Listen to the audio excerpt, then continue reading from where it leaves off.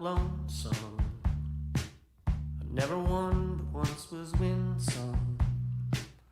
I'm not too handy or too handsome, but I sure do like to play some.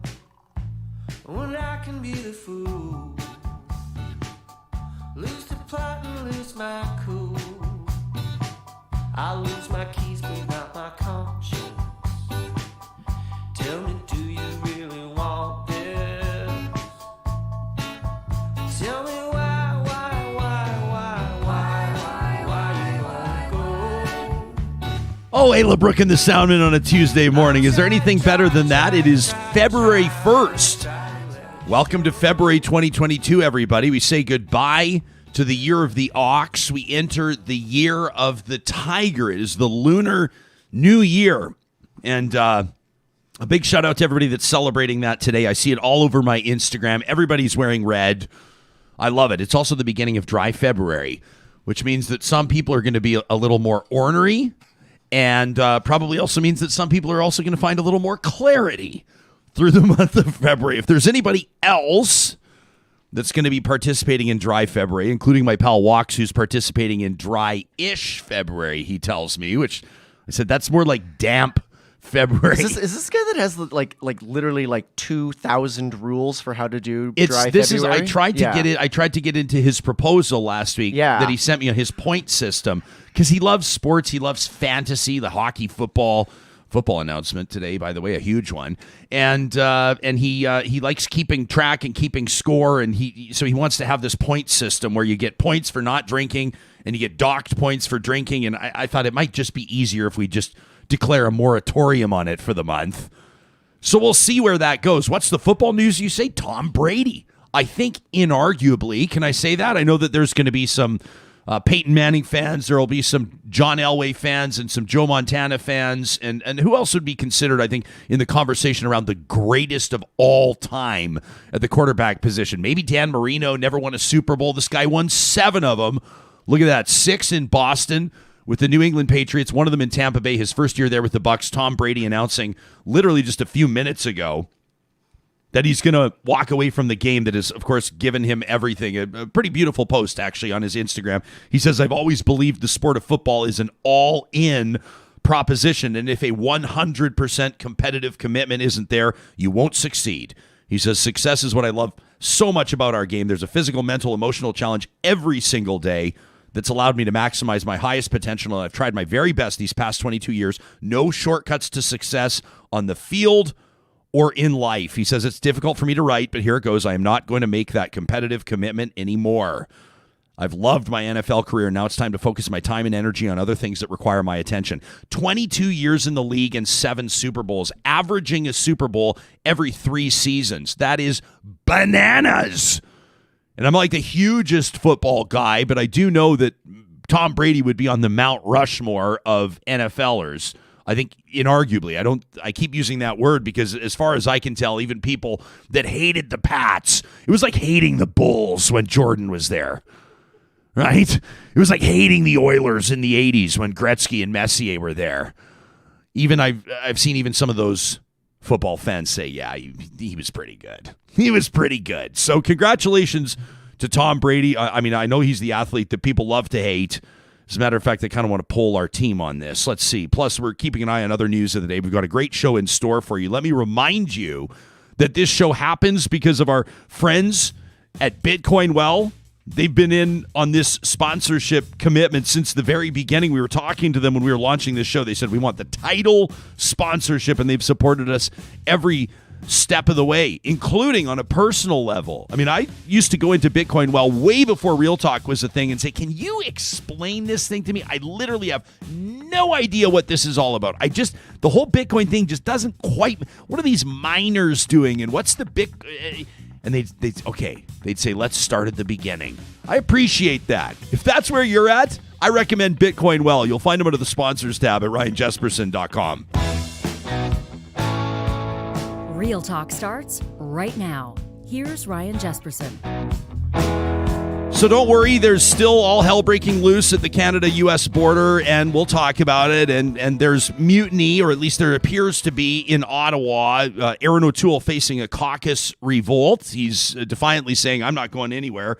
So we're going to get into that, and then, of course, other news of the day, and includes a pretty exciting announcement about vaccines for kids under 5, and Sarah Hoyles is keeping her eye on that story. But what a lot of people are going to be talking about today, I don't think you have to be a huge NFL fan, and don't worry, everyone. If you're not, we're not going to spend 30 minutes talking about it. But Tom Brady, the greatest quarterback of all time, announcing his retirement today, and I think if I were to describe the collective response from my colleagues here, Sam Brooks, Sarah Hoyles, it was a collective. Oh yeah, Sam, is that everybody knows you're a big football fan, but you're a huge CFL fan. Your thoughts on Tom Brady's career and his retirement? I'm a weirdo, man. I on a ski trip about 5 years ago was when they were playing against Philly, and I had almost no interest in the Super Bowl, so I bet my brother-in-law a friendly $20 that Brady would lose, and he did, and I was very happy about that. Wow. I like seeing the man taken down a peg. He's a little too smug for my taste. Well, and quite frankly, if I had 7 Super Bowls and was married to Gisele Bündchen, I would probably be a little bit smug too. As a matter of fact, I'm surprised he's not more of a smug prick. But seriously, that would have felt good. And you were was it just even odds? Because betting against Brady in a Super Bowl is, but you got your cold 20. There you go. I did. Sarah Hoyles, do you have specific thoughts? And everybody knows you're a big basketball fan. I don't know if you pay much attention to the NFL, but your thoughts on Tom Brady?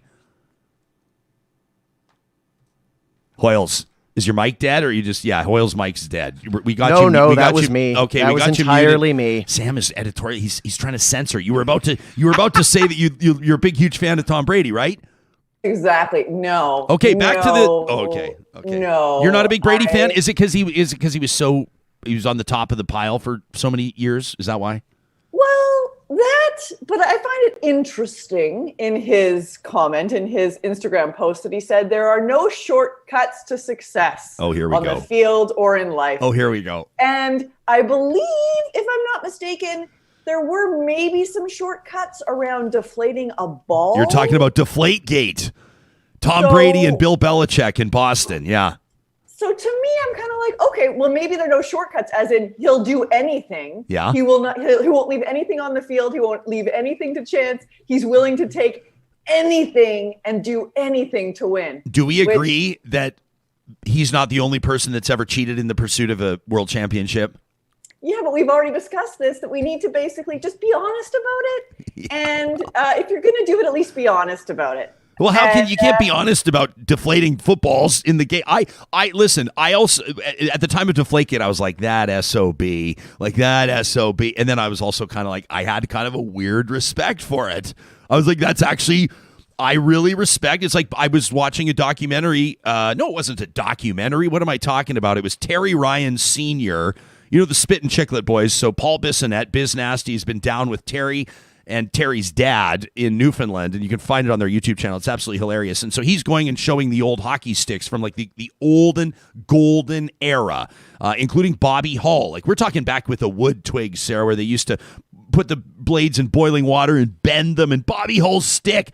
Now, it was sort of where the NHL really started having to take it seriously. Just ask Marty McSorley, but they're showing these old sticks, and like that was like maybe not technically cheating, but innovating, personal innovation. And I thought that the attention to detail where a quarterback allegedly or otherwise deflates the footballs just a bit to make them easier for his receivers to catch, I thought I kind of like that. Well, he said no shortcuts, so he didn't take a shortcut. He innovated. And so why can't we just give him credit for that? Why can't he just be honest about it so we can give him the credit that he is due? I totally agree with you, Sarah, and this comes back to our steroid Olympics. And we received so many emails from real talkers that have suspended their compassion and suspended their common sense to get on board with the idea of a steroid-fueled Olympic Games, and we love it. So, okay, this is good. I was hoping that this would start on the right foot, and it certainly has. Now, Scott is already chiming in. He sees our wide shot in studio, and he says, I know the Real Talk team doesn't want to get distracted, but really, curling should be on the TV, says Scott. The thing is, Scott, we're trying to keep an eye, and we would put curling. Don't really, though, because there's because can I love curling. Well, I'm sort of feeling like there might be, and I sure hope there's not, but that there might be developments at the Canada-U.S. border just south of Lethbridge, Alberta. It's the Coutts border crossing. And Sarah, a bit of a change since we spoke about this yesterday. These are a whole bunch of truckers there that are blocking the border. They say they're upset about the vaccine mandates and the RCMP. People have been calling on the RCMP for days now. There are people that have been trapped there for 4 days saying, when are you going to step up here and start making arrests, start enforcing the law? And as of yesterday afternoon, Hoyles, that's what the RCMP say they're going to do. Yeah, they say this is not lawful. It's time to wrap it up. And if we have to arrest folks, we will. I mean, it's interesting. The mayor of Coutts, it's just got 250 residents. He said, like, get the heck out of here. I want them gone, is what he has said. It's hampering the traffic there, as you can see. And let's just stop calling it the truck. Like, there are some truckers, sure, but there are a heck of a lot of other truckers. You know what? Oh, sorry. Go ahead. No, you're about to make an important point. Was I? There are a heck of a lot of other truckers that are experiencing. They're getting screwed, is what you're trying to say. There you go. They're getting screwed. I saw a guy in the news last night on the National. He's been sitting there for 3 days with a load of potatoes, he's like, I don't support this. None of us support this. He says the whole vaccine mandate, he says that's health and safety. He goes, we don't support this blockade. I got to get my potatoes through here, right? What's interesting is that, this so-called trucker convoy that went to Ottawa, there were way more so-called, civilian vehicles than there were big rigs. This one at the border is like big rigs. That's undeniable. There's big trucks everywhere. Now, the question is, what are the RCMP going to do about it? And we're keeping a keen eye on this. The Premier, Alberta's Premier Jason Kenney, says it's unacceptable. He's condemning it. Everybody's wondering, hey, what was the deal with, we're coming up on 2 years ago. This was the end of February of 2020. Now, what was fresh in everyone's memory around that time? There was Indigenous blockades of railways across the country. There had been some blockades impacting, at least early stage, pipeline development, LNG pipeline development, Coastal GasLink, Fairy Creek, all the, BC. Alberta was hyper aware of the impact that these blockades can have on industry. And that's kind of the point. It's kind of why people do them. And coming up on 2 years ago, this was the end of February, a couple of years ago, Alberta's Premier implemented legislation. He said we were going to take a stand against this kind of stuff. Here was Jason Kenney. Said this. I'm pleased to announce today that tomorrow, following the throne speech, I will table Bill number 1 of the next session of Alberta's legislature, the Critical Infrastructure Defence Act, which will create new stiff penalties for anyone who riots on or seeks to impair critical economic infrastructure, including railways in the province of Alberta. Okay, so everyone's going, well, what's the deal, pal? Like, if this doesn't qualify, what qualifies, right? Senior Cabinet Minister Doug Schweitzer, the United Conservative Cabinet Minister, yesterday condemning the protest and also, putting square in his crosshairs one of his colleagues, right? A conservative, a United Conservative, Grant Hunter, the MLA that took his grandkids down there. There were a couple of them, in fact. Minister Schweitzer yesterday saying that's totally unacceptable. And what about this? With the Canadian Meat Council. Like, you want to talk about Alberta? You want to talk about symbolism in Alberta? You want to talk about people that carry powerful influence in the province of Alberta? What about the Canadian Meat Council? What about beef? How about this from the council yesterday? There are over 150 loads of Canadian beef stuck at the Coutts border. Our members are going to have to slow down production if this keeps up. What is the government's approach to fix this? Now, I know that, a lot of the complaints that'll reach government will fall on deaf ears. But once the meat lobby chimes in, look at the management of COVID-19. Look what happened in Brooks. Look what happened in High River. So you have to imagine that when the Canadian Meat Council starts tweeting about the fact they're going to have to scale down beef production because of this border blockade, that's what will get this thing moving. It could be like a nutritionist slogan, beef, it'll get you moving. Actually, I think it does the opposite, doesn't it? I'm not sure.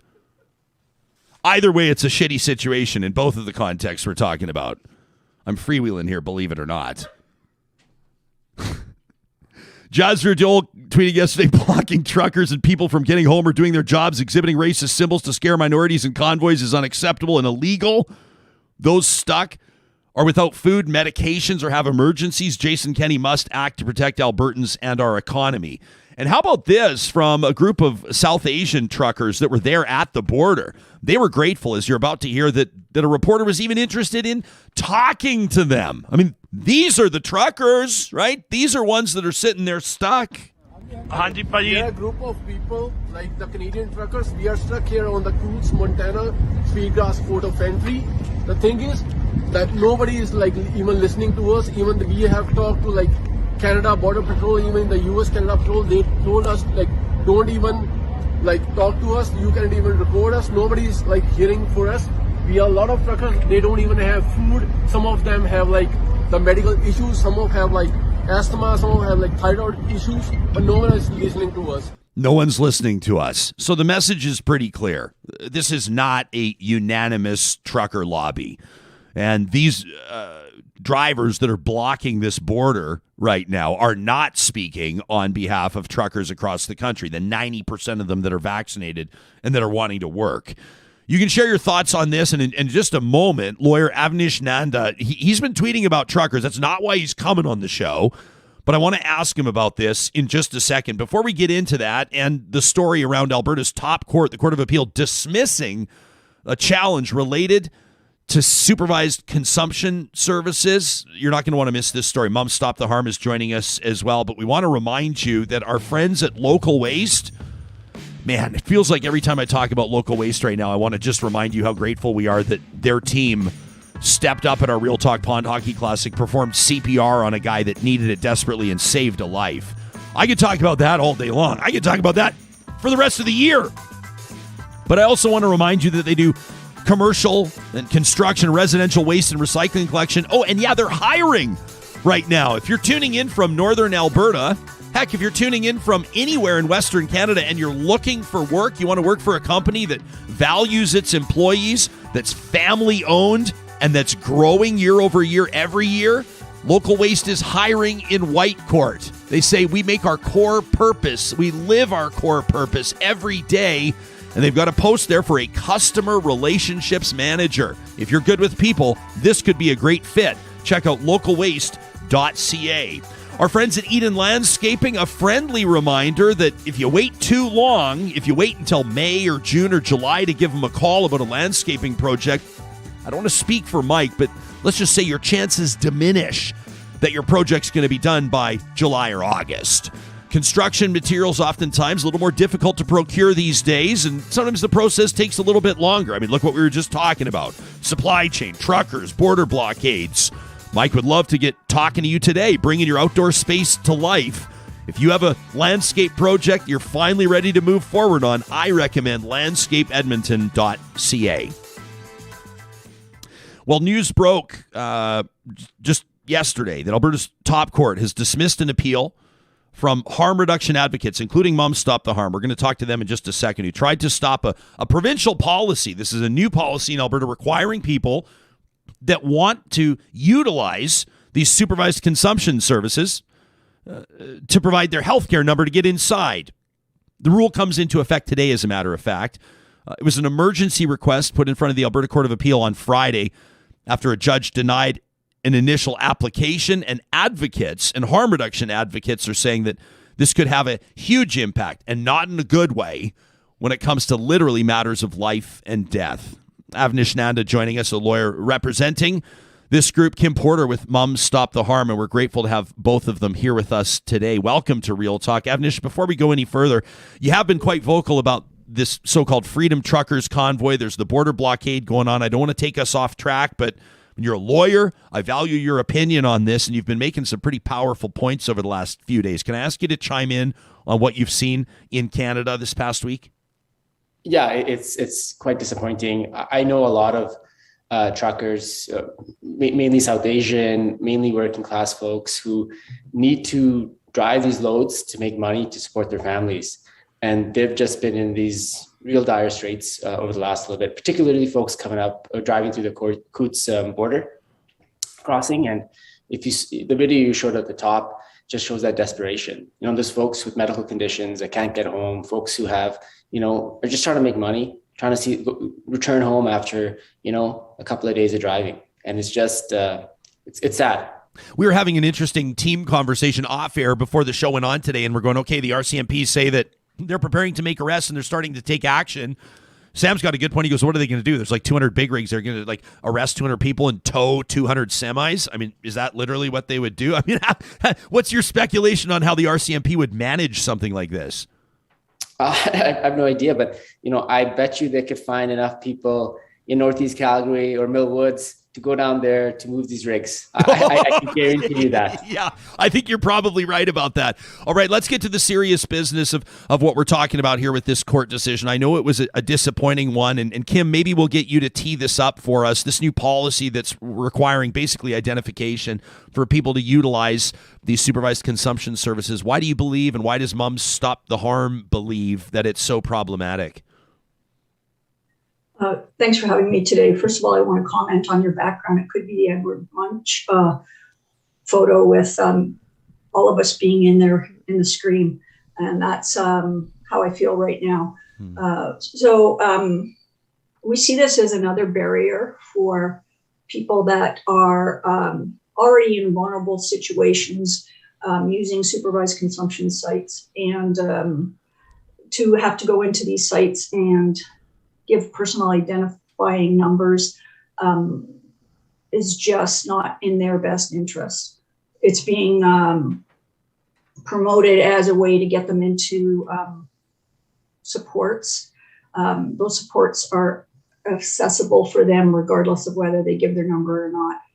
I fell off my bike a year ago, got put in an ambulance. Nobody asked me for any identifying information. That level of support is necessary for appropriate and necessary healthcare, and it's a human right. So we see this as another way that our loved ones are going to be harmed. Kim, you commented on my background here, this Jay Bigham painting, a beautiful one. Let me ask you about your background. Let me ask you about why you're advocating here today and around the clock. Whose photo do we see over your shoulder there? Thanks for noticing that, Ryan. That's my son, Neil. He died 5 years ago from fentanyl poisoning, and he's always sitting there on my shoulder, whether I'm here in my office or out for a walk. I advocate, number one, because of him and because of the over 21,000 lives that have been lost needlessly to this crisis. I advocate because what I believe is happening is wrong, and I was brought up to do the right thing, and that goes deep within my brain and my heart. And I also, although the hope factor isn't always at the forefront, but I always try to stay in touch with hope for a better world, and the responsibility that I feel as a human being on this planet to continue doing the right and good thing. Kim, oftentimes in these interviews, we're just so focused on the details and moving the conversation forward, and we don't take a second to just reflect on what someone's just shared. And I want to just convey our sympathies, and I'm so sorry for your loss and for the loss of your son, and the advocacy that you participate in and that this group does. I mean, Moms Stop the Harm, we've been speaking for years now, really is remarkable. It's heartbreaking and it's remarkable at the same time. Avnish, I don't want to ask you to carry water for the government.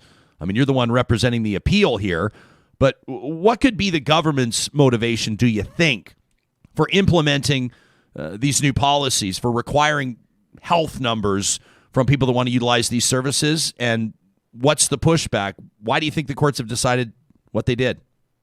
Sure. So the government's position was that we need these measures to be put in place to help make better policy, government policy, so we can track people through the system. We can connect them to other healthcare service providers. But this is stuff that's already happening. This is stuff that's happening regardless of a PHN. And what we presented to the court through various public health experts, through the evidence of substance users, and what the court accepted, and this is key, the court accepted that as a result of these new measures, people would die. Substance users would die. But according to the Court of Appeal, the issue for them was, we don't know how many people will die. Will 10 people die, 100 people will die, 1,000 people will die. And because we don't know the exact number, the court said they wouldn't issue an injunction. And what Mom Stop the Harm, the Lethbridge Overdose Prevention Society took the position before the court was, even one preventable death is too many. And it's just remarkable. It's unprecedented. This court really sanctioned the death of vulnerable, marginalized people in this province as a result of this measure. And it's confounding. I have had lawyers, people across this country reach out to me about this decision, unable to understand how a court can say that it's okay for these people to die because we don't know how many will die. And we're going to let this government measure that is the cause of the deaths to remain in place.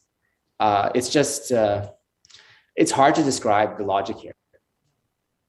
We may not be able to say, okay, specifically, like, here's the number. The number is 1,146. But we do know what deaths look like, generally speaking. We do know that there is an opioid epidemic. There's a crisis across the country. There are parallel health crises right now. And we also know that there have been 0 recorded deaths at supervised consumption services. So let me ask you first, Kim. I'll get both of you to take this question. What is the court's decision, as described by Mr. Nanda? What does the court's decision tell you about where attitudes are, at least in some elements or some places, some pockets of our society? Well, the court decision tells me that they value the balance of scale weighs heavier on the side of the government being allowed to make policies over the value of life. And I think they aren't sure what the irreparable harm looks like. And I'll tell you what it looks like. It looks like getting an autopsy report in the mail and trying to read the information in that. That's what irreparable harm looks like. What does it tell you, Avnish? That this court didn't value the lives of substance users. That's what it tell from my perspective. In all other scenarios where a court has dealt with an injunction application where the loss of life is on the table, like literal the loss of life, and the court accepted that is enough to issue an injunction. For some reason, when it comes to substance users, the most vulnerable and marginalized people in our society, in this province, that was not enough. And it raises the question, would 5 substance users' deaths be sufficient? Would 10? Would 1,000? It's just it's reasoning that doesn't make sense. And I think that the average Albertan would hear this logic from the court and really scratch their heads. We're talking about the loss of life. I can't stress that enough. I mean, I have one number in front of me, at least between January and October of 2021, so 10 months of last year, almost 1,400 people in Alberta died from substance-related overdoses. 1,400. That's up 26% from that period the year before. And Kim, there's really no signs of that trend reversing right now. I hate to put it that way. I want to remind people that if I could sit here and read almost 1,400 names, it would be on me to do that. These are people. We oftentimes have to remind ourselves, statistics get so lost in the mix. It feels like a scoreboard. These are people's lives. So what are the next steps? I mean, there's people that are going to hear this, people that are going to watch this and say, well, what can we do? I mean, we lose at the highest court in Alberta, the Court of Appeal. So where do we go from here? I know that Moms Stop the Harm isn't about to fold up its advocacy. No, one of the things that we've done as members of Moms Stop the Harm is we've last week we had a phone call with the Federal Minister of Addictions and Mental Health, Carolyn Bennett, and we asked her for her help in looking at the Controlled Drug and Substance Use Act and today or yesterday, we sent a letter as well to the Federal Minister of Justice, Lametti, asking for his help in mandating that the collection of personal health numbers is not done, and to ensure that people using supervised consumption sites remain anonymous. As far as this court case goes, I will leave that up to Abby to discuss what our next plans are. Yeah, and I just want to sort of infuse some perspective here. This is just anecdotal. This is a civilian's perspective of someone not involved, but I've made it very well known. My brother's been on this show before. Kyle works at Insight in Vancouver, in East Vancouver. It's probably the global model for supervised consumption services. And Kyle tells me about the nicknames, the handles that their clients use, and they know them by these nicknames. And there's a wonderful type of relationship that's created there that connects people ultimately with health services. It's a really effective model. He's so proud that no one has ever died at Insight. And Avnish, I know that this is a big deal because Kyle tells me, I mean, there's people from all walks of life, by the way, that utilize these services. Kyle tells me there's guys that'll come in and put down their briefcase and take off their blazer and sit down and use drugs and then leave. And he's told me straight out that if people had to provide driver's licenses and personal health numbers and put their name up on a whiteboard, they'd walk in and they'd walk right back out. There's no way they'd utilize the service. They could very well be using a loan, whether that's a back alley, whether that's their apartment. And if they overdose, it's lights out. So it's known that this is a harmful policy that's being introduced. But what Kim's describing, I mean, this gets messy, right? We don't want to get too into the weeds, but once you start asking the feds to start intervening on provincial health policy, that's where the provinces really clap back, right?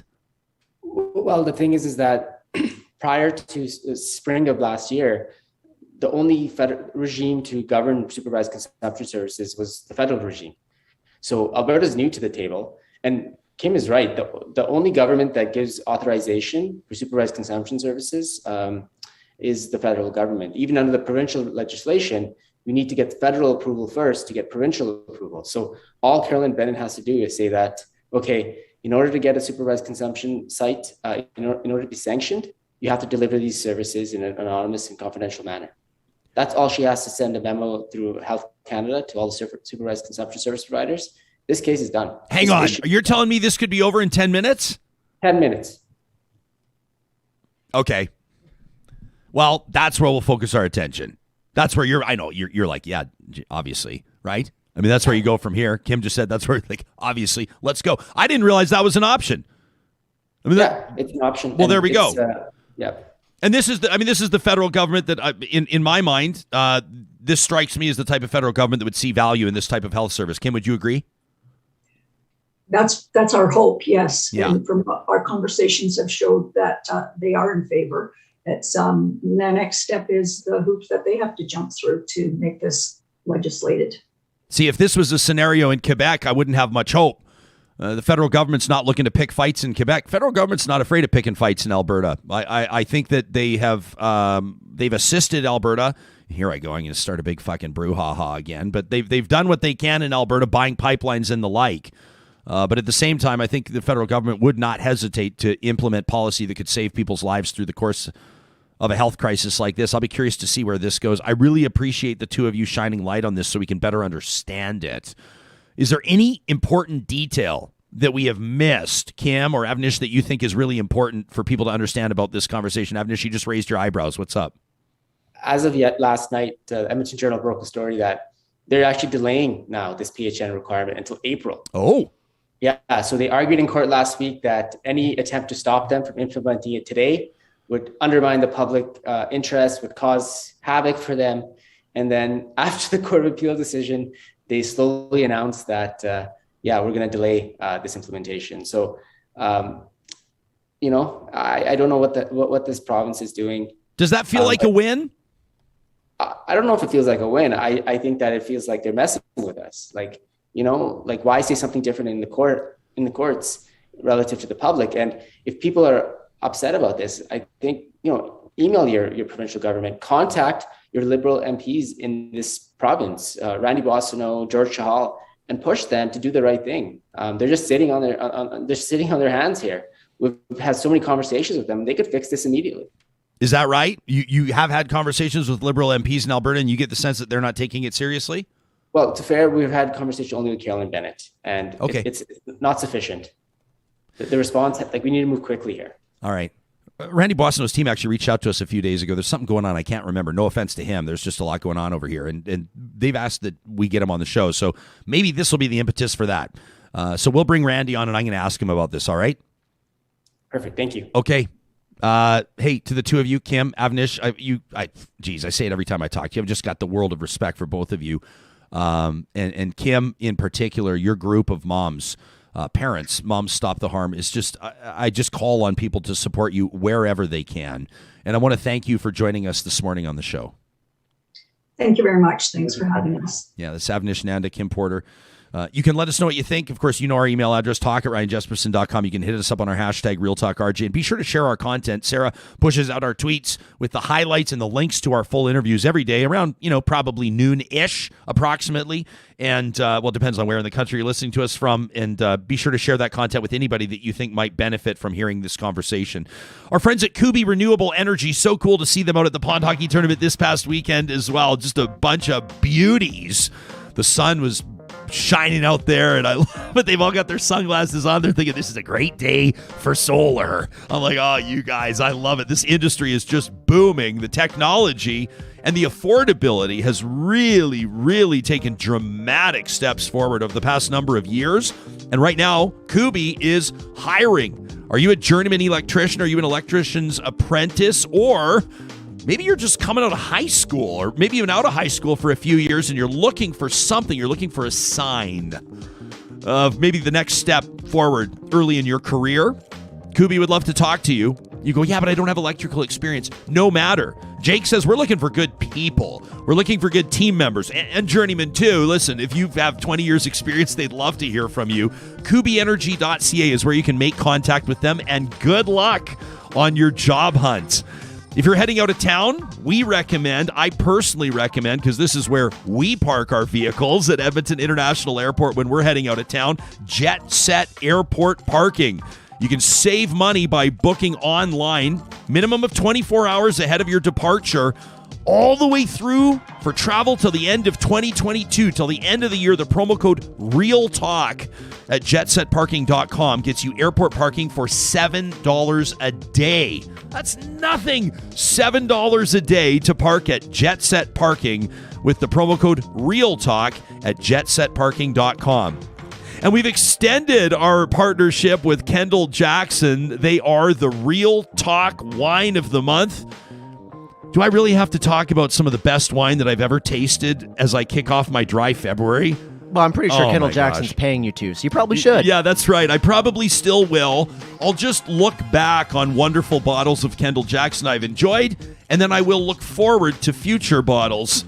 We should probably talk about the bottles that are aging really well. That would be a good thought. There you go. You know, Kendall Jackson's been family owned for more than 3 decades. You go, well, that's a huge company. Yeah, family owned and family run still. That's becoming a rarity in the wine industry, if you know.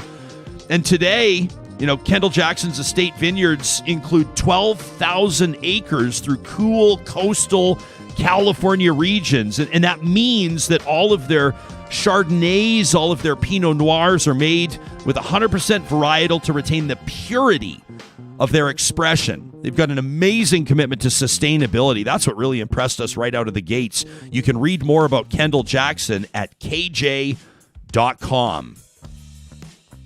We have received so many emails over the past couple of days, and I've written back to a few of you in particular yesterday. I said, I promise you I'm going to read your emails on the show this week, because I don't want the time to pass without these emails hitting this audience. This one from Leslie was really remarkable. The subject line's desecration of the National War Memorial and the failure of elected members of parliament to say anything. We received this from Leslie on Sunday, a couple of days ago, Sunday afternoon, and Leslie said, Ryan, I'm sure that you're going to get many letters regarding the events that happened in Ottawa this weekend, but I wanted to add my voice to those that are outraged, angry, and deeply saddened. Leslie says, on Friday, I tested positive for COVID, and I had to make the phone call to both my husband and my mother that while I got the damn thing, I at least have a very mild case of it. So after having managed to avoid it, I'm stuck here in isolation in Petawawa, away from my family and my coworkers. I'm doing the right thing, and I'm making sure that I keep other people healthy. Doing the right thing is what my chosen family and employer, the Canadian Armed Forces, has taught me and encouraged me to model. And while we are told to not be political, I think that ship sailed when I saw the responses from my Conservative MP Damien Carrick and MLA Garth Roswell had to watching somebody dance on the grave of the unknown soldier, people throwing cigarette ashes and butts and urinating again on the National War Memorial. Mr. Roswell was silent, but he was more than willing to greet the convoy when it rolled through Lloydminster. And Mr. Carrick gleefully doled out coffee to so-called protesters alongside another MP from Alberta. His response, 3 words, "Yes, thanks, Aaron," and reposted what Mr. O'Toole, the Conservative leader, his response, his outrage over the desecration toward the monument to Terry Fox and to that National War Memorial as well. Insufficient. Both of these men are representatives of a region of the country that includes CFB Wainwright, the Canadian Forces Base, the largest training base for the Army in Western Canada. One would think that they might be more than willing to denounce what happened, but what do we get? Silence. And the worst part is that they will gleefully come out, I'm sure, during Remembrance Day and claim to the heavens and the earth how they're so grateful for the military for everything that serving members give back to this nation. Says Leslie Jespo, I can't speak for all of us that are posted to CFB Wainwright, but I will say this for my family. We are sick and tired of being used to prop up lies, disinformation, and being used by people that claim they are fighting for freedom and liberties. I've served in countries, and I've seen what a nation without freedom and liberties looks like. We're not close to that. Freedom does not mean freedom from responsibility.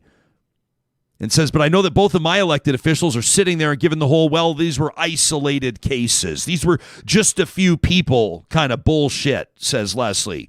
People were actively walking around with hate symbols, calling for the execution of the Prime Minister, attacking mainstream journalists trying to report on the news, and God only knows what else.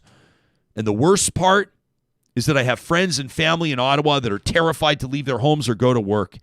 Some of them are members of the LGBTQ community. They're scared they're going to be attacked by these so-called freedom fighters. Says Leslie, a captain. This letter's not about naming and shaming. It's about taking to task our elected officials that are not taking a stand against hate and bigotry and science denialism and many more. Enough is enough. And as far as I'm concerned, not only are any of these named gentlemen not welcome anywhere near CFB Wainwright, but that should be extended to all elected officials that did nothing this weekend or gave just the barest of platitudes. Leslie says, I'm also the mayor of Denwood, which means that I'm the head of the community association for those of us that live on the base. And we've got issues with healthcare and education that are greatly affecting us, and we'd appreciate more conversation about that. Leslie sent me a bunch of links, a remarkable email. These are the types of messages from Real Talkers that inform our editorial process, that allow us to represent voices that aren't always heard, and you can be in touch with us anytime. We had a powerful conversation yesterday about initiatives in some Canadian cities. I heard from some of you pointing out that there have been initiatives in our home city of Edmonton. We did not include Edmonton in the conversation yesterday. We try to touch on as many jurisdictions across Canada as we can. The city of Toronto, the city of Calgary launching their pilot project today, as a matter of fact, and the city of Red Deer that's taken a pilot project and turned it permanent, diverting 911 calls from police to appropriate social supports.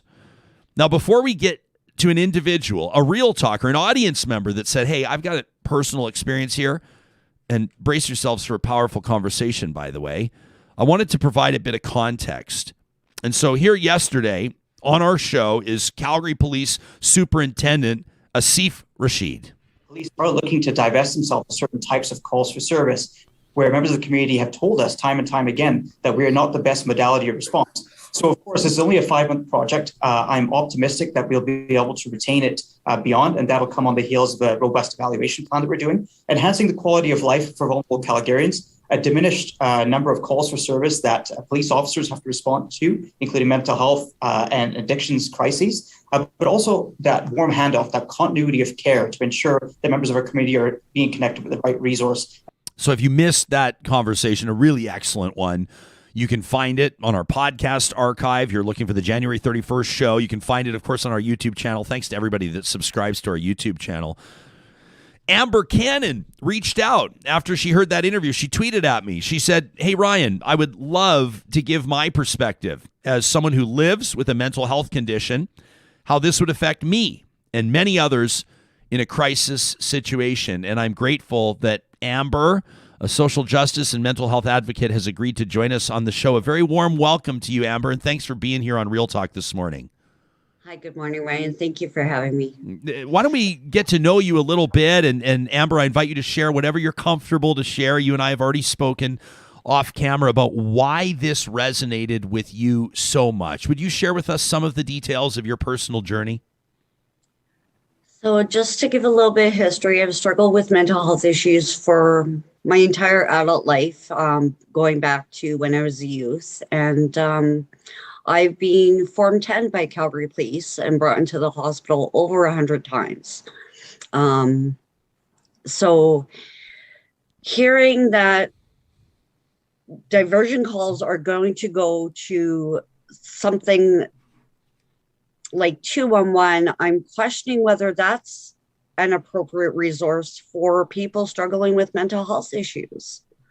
Amber, just so we understand, Form 10, I want to be clear about this. Form 10 is a scenario that would empower or allow police to take someone into protective custody, would you call it, or into custody to transport you to hospital during a mental health incident? Correct. So Form 10 is what police use to send you out to a hospital if you're a danger to yourself or somebody else, or they have to have five criteria under the Mental Health Act to send you to the hospital. Now, you're saying that you've been involved in a scenario like this more than 100 times. Can we talk about the impact of an experience like this? It's traumatizing. It's I've been a person who eventually I've been. In my early years, I was called a frequent flyer by Calgary Police, a chronic complainer. It's written in their Calgary Police Service reports on their paperwork about me. And I got to the point where I truly believed that I was the District 2 nutcase, and all of Calgary Police wanted to see me dead. So I would start deadly force encounters. I was hoping that the Calgary Police Service would shoot and kill me. You were trying to prompt police to discharge their firearms. Correct. Obviously, they didn't. I don't know how to ask this next question, but I mean, when you find yourself back to a healthy place, when you find yourself back to where you say, "I feel like myself again," did you have a feeling of gratitude or relief? I mean, what sort of an impact? I can't imagine the sort of emotion or mental journey that must come with something like that. You know, I truly believe, even in a healthy state, that I'm not worthy. I'm not, even when I'm at my best, deep down in my core, I truly believe that I'm not a productive member of society. And you know, I still have a lot of work to do on myself. Absolutely. Amber, what would... sorry, this makes me emotional. So. Obviously and understandably, you're showing great courage by talking to me. And I told you when we chatted that you're talking to a friend here, and this is a safe space, and I want you to feel comfortable to share what you're willing to share. I mean, you're talking to us about a remarkable type of a situation that you live on a daily basis. What do you think would provide a sense of value? What would make you feel valued? What are the supports or the services that you and many others you think would benefit from? So it's interesting. So psychiatric services were before the pandemic hit a year-long wait list. It was a year-long wait list to see a psychiatrist. It's probably even longer now. I would like to see community supports in place. People, my neighbors who are, welcoming and loving and will accept me for who I am and will appreciate my value, no matter what state I'm in, and not judge me or Amber, or make me feel unwanted. You told us that your journey with your mental health challenges began relatively early in your life. When it comes to stigma and when it comes to how society approaches mental health supports and people living with mental illness or mental health challenges, have you seen an improvement? Have you seen less stigma as time goes on and society learns more, people learn more about mental health? I believe the pandemic has definitely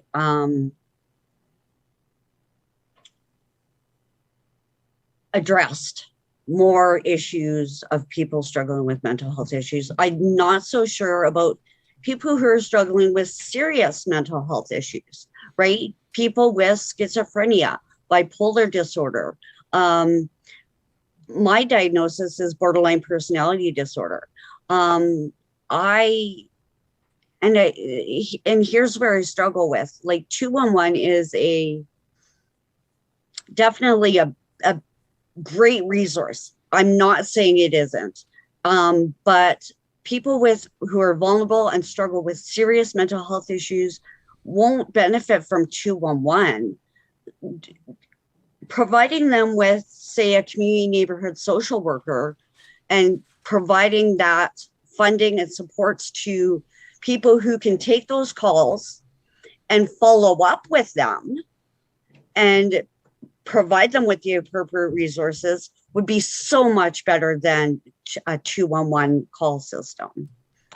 For, say, people who are, do I pay my rent this month or do I pay my utility bill this month? Both are so high and I don't know what to do.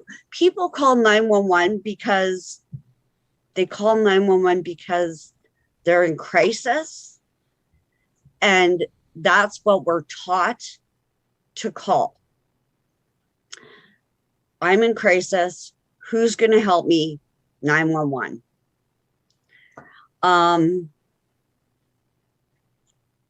Amber, you told me that many of these 911 calls you have placed yourself, and can I just say I just want to infuse something into this conversation, because I imagine you're not watching our live chat right now, but you've got like this army of people behind you right now. So I just wanted you to know that before we talk. I wanted you to hear from people like To Seek Justice, who says, my heart breaks for you, Amber. What about Linda Ray, who says, you're demonstrating tremendous courage. Debbie says, Amber, you are worthy. Rose says, Amber, you are worth it. Joan says, Amber, you are not alone. Corinne says, we are listening, Amber. Deborah says, this is a safe space, sending healing vibes. Debbie says, we're listening. Genevieve says, Amber, you are important. Do you get the point? Amber, Amber, we would be here all day if I read the whole live chat. Tammy says you are so worthy, Amber. And thank you for sharing that, Ryan. And the reason I wanted to make the point about 911 and you calling on your own behalf, Amber, is that not everybody does that. And right now I feel like you can speak or represent or advocate for more people than just yourself. So here's the thing. I have never called 911 when I'm in crisis. Okay. I have called the 403-266-1234. That's the Calgary Police general number in Calgary. Non-emergency number. Correct. Okay, pardon me. I have called 811. I have called the distress center. The distress center has always transferred or sent police officers to my door to Form 10 me.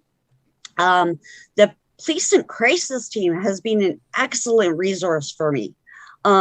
It's a Calgary Police service officer matched with a psychiatric nurse. They do follow up.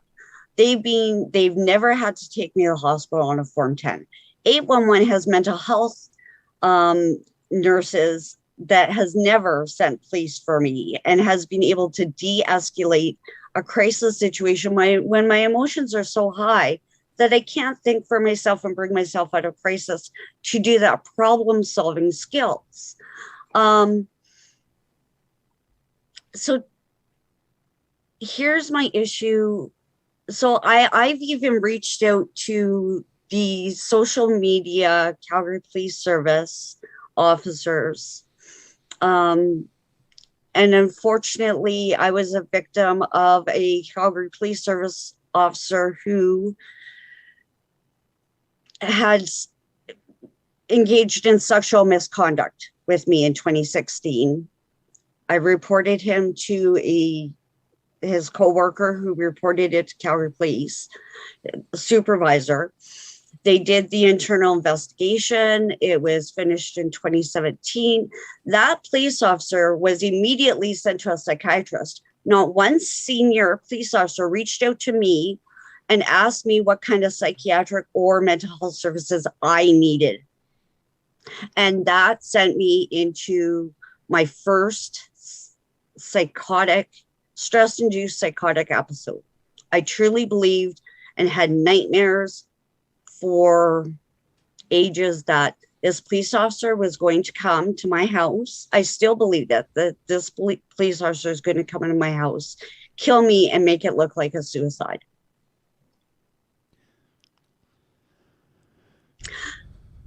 So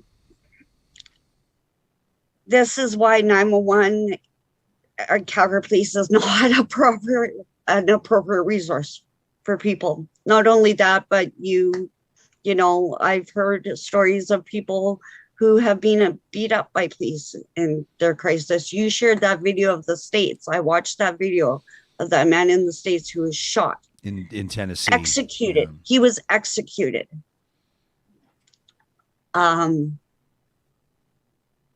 I know I'm going to struggle for years to come because of this police officer. Amber, if you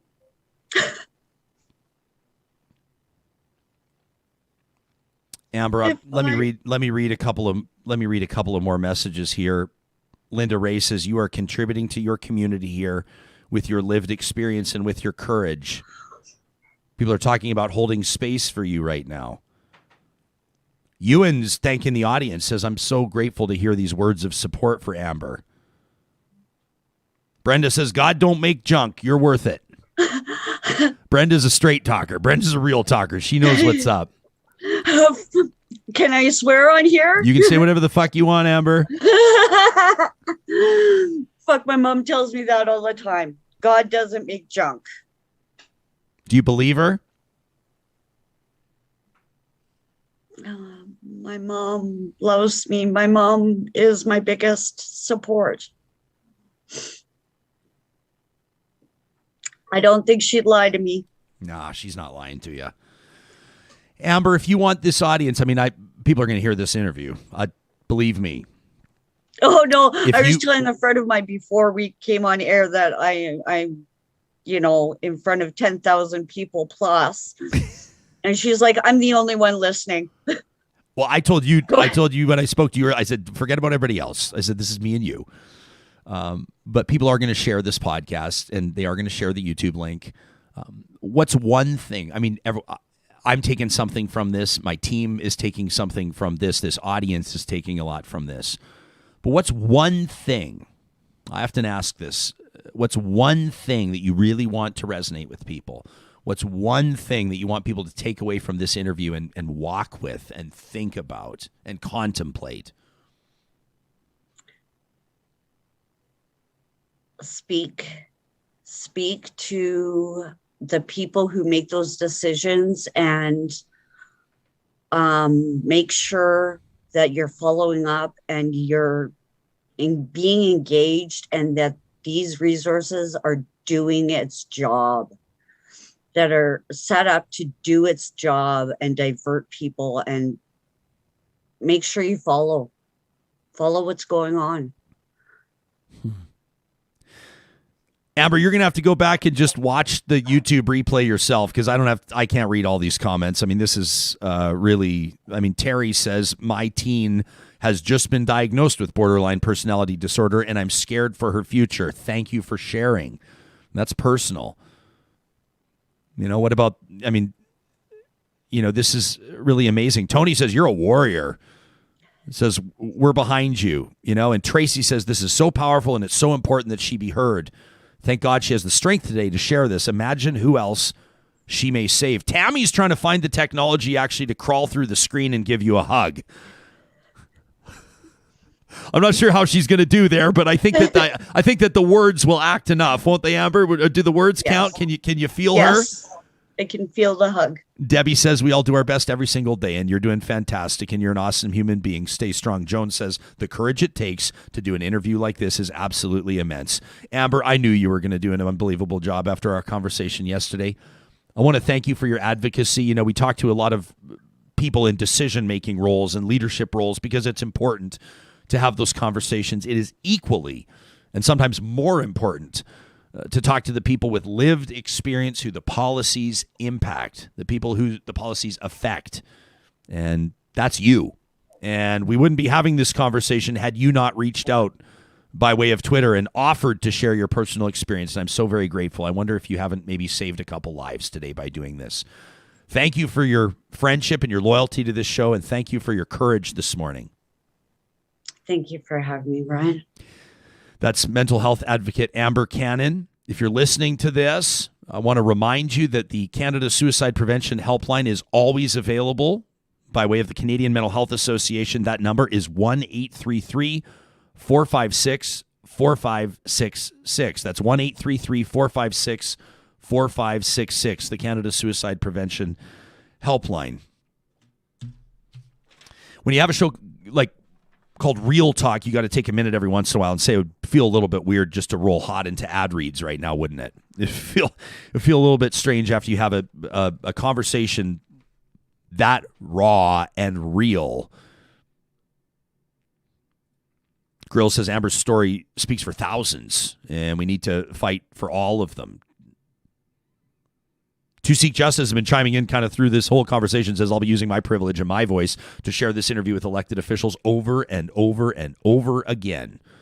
And I appreciate everybody this live chat. I mean, you guys, do you know how much this means to just speak, people like Chad that just writes in, just says thanks. Says thanks, Amber.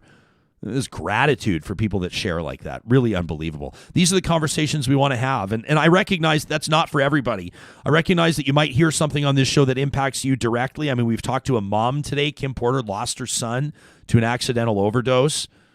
She lost her son to drug poisoning, and here she is talking about it. You think of the courage it takes? I could barely get through yesterday's mention talking about witnessing CPR. Watching a guy be brought back to life. I've been feeling complicated. That's nothing. I mean, I'm not talking about the guy's situation. I'm talking about my experience. That's nothing. And I can barely get through it. Can you imagine coming on this show and talking about losing your son? No parent wants to bury their child, especially in a traumatic circumstance like that. Can you imagine the courage it takes? Can you imagine the courage it takes to come on here and say that I've been formed dozens of times. I've had experience with police officers. It's not lost on me. It's a privilege that we have to be here, and it's an honor to have these conversations. And, of course, with it comes great responsibility. And I so appreciate that we have an audience that joins us every day and that shows up for these conversations that are not easy to have. It means a lot. It really, really means a lot. Our friends at Park Power at parkpower.ca are powering our hashtag Real Talk RJ, which is where a lot of these, what's Amber used to get our attention. Real Talk RJ is the hashtag for the show, and Park Power's been there since the beginning, supporting these types of real conversations. They're your friendly, local utilities provider, electricity, natural gas, and internet. And Sam, we were kind of marveling at that testimony we saw. Was it Larry? I think it was one of our audience members that basically said they switched from, and we can say the big bad guys, right? Epcor. They switched from Epcor. They took their business to Park Power because they have a choice, and whether the savings were unbelievable. They said they said month over month, I think it was the same power usage. Larry got his bill and saved 36% the first month after switching over to Park Power. Music to my ears, buddy. That is fantastic stuff. And check this out, too. This is awesome from Nancy, who says, get this, Nancy, too. So this is 2 mentions in the past 2 days, I think. Nancy says, we switched, and this month's bill was $600. Last year's Epcor bill for the same month was over $1,000. She says, check out Park Power. I heard about them on Real Talk. That's like a 40% saving. Now, I can't guarantee that for everybody every single month, obviously.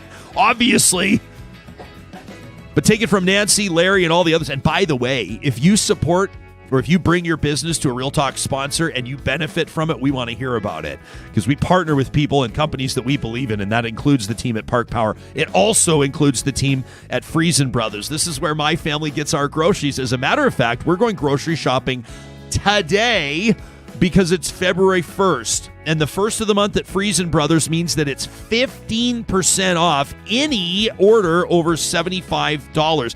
15% off a grocery order for a family, for an individual, whatever it is. That's a big deal. Friesen Brothers is Alberta grown, Alberta owned. You'll find them in 16 Alberta communities, including, and no offense to the other stores, but my 4 favorite stores. South Edmonton, the Rabbit Hill location's unbelievable. It's not a grocery store. It's like on another level. Same with Fort Saskatchewan, where you can have a cold pint of craft beer, Sam, and a fresh pizza right there in store. Unbelievable. The Stony Plain store is unbelievable. And my favorite part about that, people say, how do I get to the Stony Plain Friesen Brothers? I say you head west on the Yellowhead and you turn left at the Jesperson family farm. That's how you get to the Friesen Brothers in Stony Plain. And then the Friesen Brothers in Hinton, to me, that is the gateway. I was hoping you would bring up Hinton. you know I was going to, because I've told you, how many times have I told you about the braised beef short rib tradition? Anytime me and my pal Bins are heading out snowboarding in Jasper or in Valemont or wherever we're going, we stop at the Friesen Brothers in Hinton for a braised beef short rib. Alberta grown, Alberta owned. You'll find them online at friesen.com. And how can I talk food without talking about our friends at Dairy Queen, the Dairy Queens of Northwest Edmonton and Sherwood Park? I'm still waiting to find out what our Real Talk special of the month is for February. It kind of snuck up on us. I think everybody's just taking a moment after the pond. February? How is it February? Yeah. I'm hoping that all of a sudden we're saying, how is it March? And the dry February's done. But maybe to help myself feel better through dry February, I'm just going to crush dilly bars the entire time. It's not a bad plan. It's not a bad plan. I mean, blizzards in lieu of old fashions, I can make that happen. What about an old fashioned blizzard? You'd have cherry chunks in there. You'd have kind of a smoky. All right, maybe not. You'd have like a bourbon ice cream or like a bourbon caramel on it. Right? Yeah. Shall we suggest it? To the Dairy Queens at Palisades, Nemeo, Newcastle, Westmount, and Baseline Road. When you show up there, drive-through, in-store, whatever, we want you to let them know that Real Talk sent you. We're grateful for their partnership. What a conversation. Sarah Hoyles is, of course, editorially producing this show, working from her home studio, so to speak. And looks like the dogs have the run of the place. This is like becoming a lot of people's favorite part of the show as they get to watch your 2 pups in the background the entire time. How you holding up over there? We miss you in studio, pal. Yeah, I'm doing okay. I've got company of the 2 dogs, which I have a puppy. She's about 7 months. I foster failed. I tried to do help adopt out some dogs with Zoe's Animal Rescue, and I ended up adopting one of them. You know that the animal rescues that count on that. Yeah. Like when people show up and say, I'm just going to, how long does the fostering last? I'll foster it for a couple of weeks. They go, yeah. Right. Yeah, sure. Yeah, So you can see in the background, if people are on YouTube, that, there's the toy box has exploded thanks to the puppy. Yes. Well, that's good. Well, they've moved on from greeting all the kids on their way to school, which we get to witness in our morning production meetings. Mm-hmm. And yours are as enthusiastic as mine, keeping watch out the front windows, which is awesome. Get off my lawn. Get off my lawn. Get off my lawn. I really liked this email that we got. I don't know if you saw it from Jared about Joe Rogan, and I wanted to get into this. This is a great email yesterday. He said, Jesperson, he listened to yesterday's episode. We talked about Joe Rogan a little bit. And first of all, I think people maybe have the wrong idea about how I feel about Joe Rogan, but I digress. I want to give Jared the words, and then we can get into this. But he said it was a great episode on yesterday. Said I wanted to throw my 2 cents in on the whole Joe Rogan situation with Spotify and the parallels that you drew to Real Talk. If you're kind of just joining this and you're going, what did Joe Rogan do? He interviewed a couple of people that well, we're putting basically junk science out, right? And people are pissed off because millions, like tens of millions of people listen to Joe Rogan. It's the most popular podcast probably. Can we actually look at the numbers, Sam? Can we actually see? I don't think we can actually see which podcast has the most downloads in the world, but it's easily a top 5, top 10 type podcast. The Joe Rogan Experience Spotify gave him $100 million, put it that way, to exclusively put his podcast on their platform. Well, a lot of people are choked, saying in the middle of a pandemic, you're bringing on people like this that are sharing misinformation. Rogan's been big on the ivermectin. A few months ago, he was big on telling young, fit males in particular that you didn't need to get vaccinated if you were feeling healthy. I mean, there's these types of things. There's been a bit of a trend. And so Neil Young and Joni Mitchell and others started saying, and Brene Brown, by the way, the podcaster, that's a huge one. My wife Carrie said to me yesterday, she goes, that's a big deal. Brene Brown pulling her podcast, that's a big deal, pulling it from Spotify. And so over the weekend, Joe Rogan releases a 10-minute video, which you can watch on his Instagram if you're so inclined. We shared a bit of it yesterday. And he goes, I'm not a doctor. I'm not a scientist. I like having conversations with different people with different opinions. And I went, well, that's one thing we have in common. And we talked about the differences between our two shows, and there are many. And we talked about the similarities, and there are some, including my commitment to conversations that could be unpopular, but there's got to be checks and balances. There's got to be responsibility. And what a lot of people are asking for, there's got to be a disclaimer at the start of podcasts like Joe Rogan's that may venture into that territory. So here goes Jared. He says, let me start with Rogan. I genuinely believe that he did not intend for his podcast to end up where it is today, and that he's done a poor job of stepping up to the plate as it's grown. Like, it started with him just bullshitting with his comedian friends and his mixed martial arts buddies, but it's grown to include a wide variety of serious, high-profile interviews like Elon Musk and Edward Snowden, Neil deGrasse Tyson, Anthony Bourdain, Bernie Sanders, Lance Armstrong. These are fascinating to watch. And I'm with you, Jared. They are. He says, so I'm listening to him mess around with a bunch of comedians or a bunch of his friends in the mixed martial arts. Wonderful. I'm not, quite frankly, expecting accuracy. I'm not expecting journalistic integrity or balanced commentary for that matter. It's pure entertainment, and I'll get my facts and my news elsewhere. However, if I'm listening to Rogan interview Bernie Sanders or a doctor during a pandemic, I do expect accuracy and journalistic integrity and balanced commentary, and he generally fails to deliver on that. The problem is that he tries to ride two horses with the same ass. In fact, his podcast, I'm stealing that for sure. He says his podcasts often alternate between those formats, episode to episode, right? Like BSing with my friends and then serious high-profile interviews. And sensational or clickbait entertainment is 100% fine as long as it's not mixed in with what could be perceived as serious high-profile interviews. And so Jared presents two hypotheses. He says, number one, that's how you say plural hypothesis, right? Hypotheses? I think so. I believe so. I think that's how you do it. That sounds right.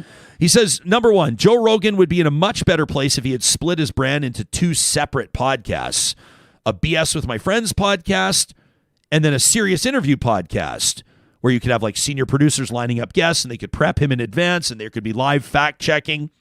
But Jared says, obviously, the sad reality is I don't think he wants to do the work with that more serious form of content. He just wants to broadcast his personal, off-the-cuff conversations with high-profile people in the world. He says, now looking at Real Talk, you started the platform with intent. You have an editorial board. You have journalistic standards, a senior producer, fact-checking, balanced roundtables. He says, I'm not even going to pretend to understand all the other stuff behind the scenes, the work that happens there. You approach all your content, even your puff pieces, with this mindset. And guess what happens? When you make offhand remarks that are incorrect, your audience calls you on it. And you issue corrections or apologies or retractions where necessary. Your audience has expectations of journalistic integrity and balanced commentary. You ride one horse with one ass. Thanks, buddy. Hypothesis number two. He says, I would 100% listen to a Jesperson and crew Shoots the Shit podcast, but it would be a very different show from what you guys are currently doing now. You could probably ditch your editorial board, and it definitely wouldn't be my source of news and information. Just fantastic entertainment. That from Jared. I wrote back to him. I said, great email. I'm going to read it. And he said, may I propose a name for the alternative Jespo podcast? And I said, sure, go ahead. What is it? He says, Joints with Jespo. And I said, I think I know where you're taking this, Jared. Maybe post-COVID. That's why Hoyles is working from home. We figured you out. You're worried. You're worried this thing's just going to turn into one big hot box. You wanted to get as far away as you possibly could. Not going to get any work done. The host can go into that la-la land. I don't know about the producer. You got to be the serious business in this operation. I try to be. Yeah. Our friends at Y Station every week present our Get Real question of the week. Let's get into this week's results. We asked you about sleep. We wanted to know about Real Talkers' sleep habits. And these types of polls that we do, the reason why we do them is because it allows us to compile some data, right? Some information about this audience to take into future conversations about health and wellness. Let's get into some of the high level. This is the top line report that we're going to get into here. Our Patreon supporters already have the full report in their email inboxes. Get this. We appreciate of the hundreds of Real Talkers that chimed in, 48% of you, half of you, report needing 8 to 9 hours of sleep a night, but only 19% of you, 1 in 5, say that you're getting it. So half of you say that you need 8 to 9 hours, but only 1 in 5 of you say that you're getting that 8 to 9 hours. I can't imagine getting 8 hours of sleep a night. How about this next one? This is pretty interesting too. 59% of Real Talkers report getting 6 to 7 hours of sleep a night. It's kind of probably an average, I would say, wheelhouse that I'd probably fall into-ish. 59%. 1 in 4 of you, by the way, say that you're anti-nap. I'm not sure. Maybe we need to do some nap advocacy here on the show. How do you fall out of love with naps? And finally, some of you are going, when am I going to nap exactly, Jesperson? Half of you, right on the nose, 50% of Real Talkers listed anxiety as a sleep impediment. That's the most common reason among the group. Sarah, Sam, did either of you watch Saturday Night Live this past weekend? Did you see that hilarious song they did, that I'm up, I'm awake, I'm up? Did you see it, Hoyles? I have not. It was so funny. Talking about all the things that keep them up. When their wife's big, long toenail jabs them in the shin. Amazing. And I'm up. And I'm up. Starts talking about, I gotta pee, and I'm up. So good. We can't. Yeah. I'd love to play it on the show, but SNL is notoriously, if you try to put their content out on you are in doo-doo. I would love to play it for you. We did a lot of justice, right? Like, and I'm up. I think we did all right. I mean, I'm not sure that Lorne Michaels is going to come calling and offer us a contract, but I think we did okay. So here are some of the comments that you left, and we invite you to leave comments. So we say, like, what's getting in the way of the sleep you need? Obviously, 50% of you said anxiety, 30%, and you could answer more than once, right? 37% of you said general worry about the state of the world. I'm surprised this number's so low. 28% of you, just over 1 in 4, say it's doom scrolling on your phone. That's what keeps me up. It's not anxiety that keeps me up. I just take that into my dreams. I just have nightmares all the time, but doom scrolling on my phone keeps me up for sure. If you ever see me tweeting or responding to trolls at 3 a.m, just tell me to go to sleep, okay? Work keeps about 28% of you up at night. Kids keep 21% of you up at night. 19% say it's happy scrolling on your phone, okay, and 14% of you say pets, like the cat crawling across your face, like on the SNL skit. So what do you use to help you fall asleep? 22% say equipment like a fan, humidifier, or diffuser. 22% equally say meditation or sleep stories. 21% of you say we've invested in the best sheets, pillows, and duvets we can find. 19%, 1 in 5, utilize a cannabis product to help you fall asleep. 1 in 5. Let's check back in on that 1, 2, 3 years from now and see where that goes. And so we asked you to fill in the blanks. What's one thing essential for your nighttime sleep routine? One of you say actually deciding to go to sleep instead of procrastinating. That's me too. You are speaking my language. When it's time for another episode of Yellowstone, I say to myself, time to go to bed. You practice consciously relaxing every part of your body. You're trying to figure out how to stop thinking. Another one of you says, I need to have a face mask and earplugs. My room's got to be pitch black, and I go to bed before the rest of my family. Having those earplugs has really helped. A lot of you talk about temperature. A lot of you talk about your partner being next to you in bed. Say that really helps you. Going to bed at the same time every night, getting up early, making coffee for your partner as soon as you get up. I've passed that along to my partner as a...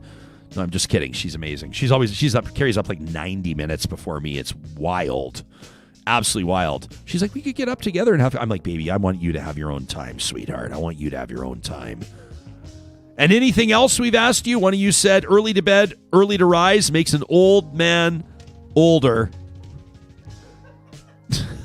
Another one of you said, my husband and I have made our bedroom into the coziest space we can. We only use it for sleeping and other intimate activities. We don't have a TV in the bedroom or hang out in there during the day. So some really fascinating stuff. I appreciate the perspectives. I want to poll this crew. How many hours of sleep do you get on the average night, Brooksy? Oh my God. I'm not good. Probably, I want to say 5 to 6. I'm sort of in that bucket. If you get 5, are you dragging your ass or are you good? I'm good. I've historically always been good on just a little amount of sleep in my life. I think that, that's probably a trend that started when I was a child and then a teenager and then a 20-year-old and I'm starting to realize that it's probably not the best thing in my 30s to be doing. If Kelly has not given you a to-do list and if Sophie the pup does not disturb you, and if there's not road Sophie goes to bed first. She puts herself to bed. Can she sleep in?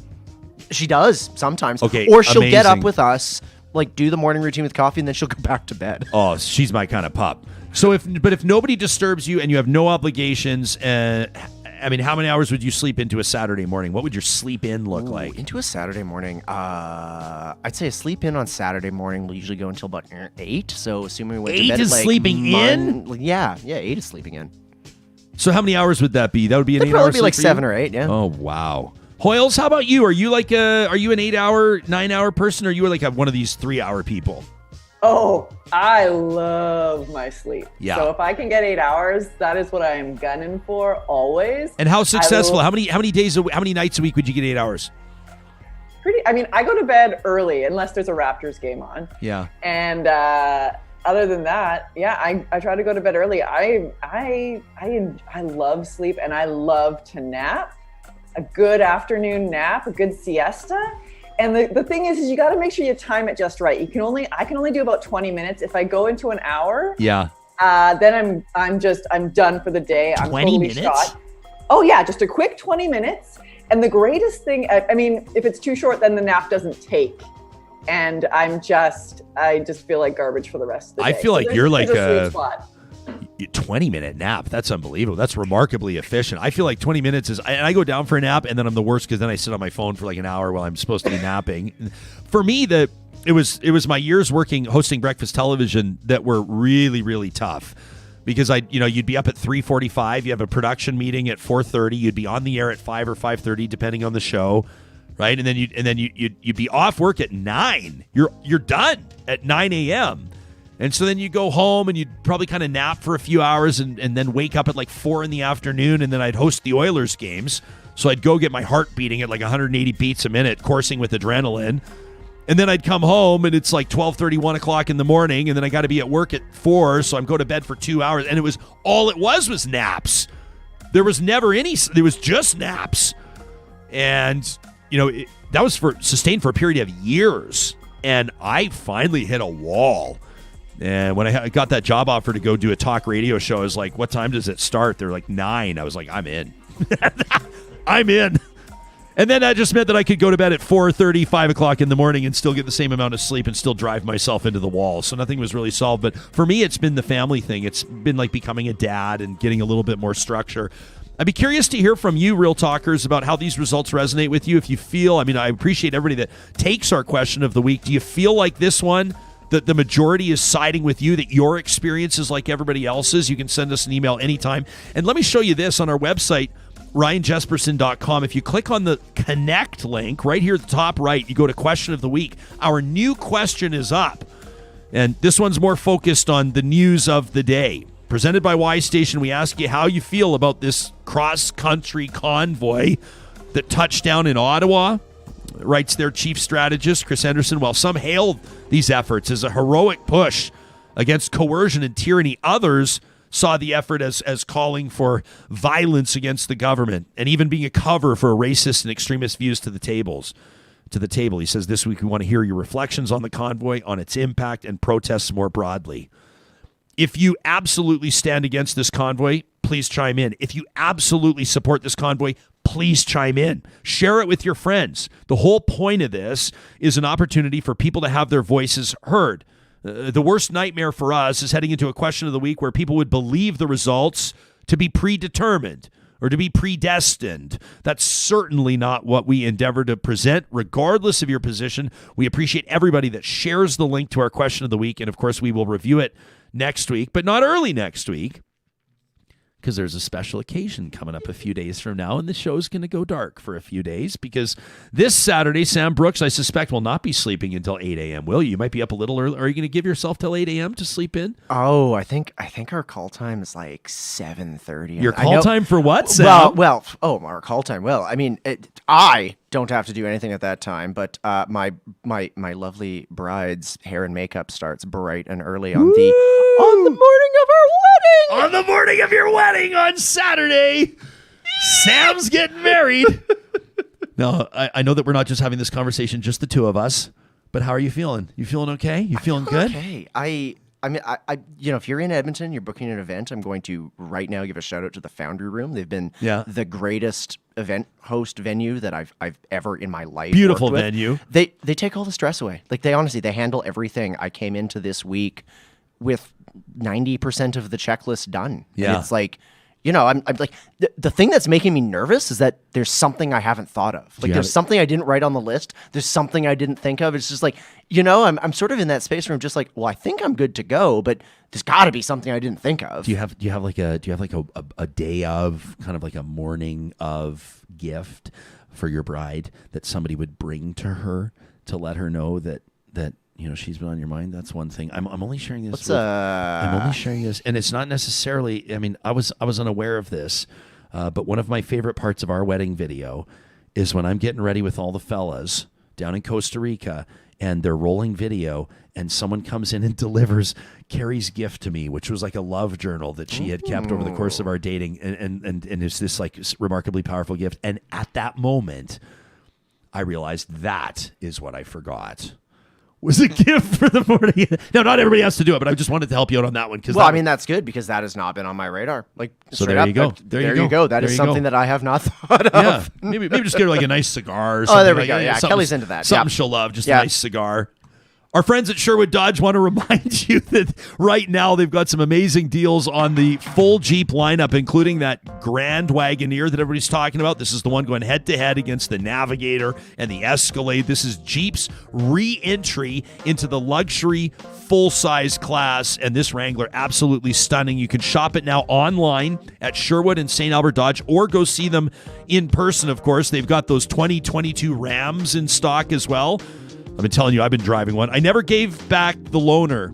I got rear-ended in my Grand Cherokee. They gave me a Ram to drive while they were doing the repair, and I said, just sign me up for the Ram.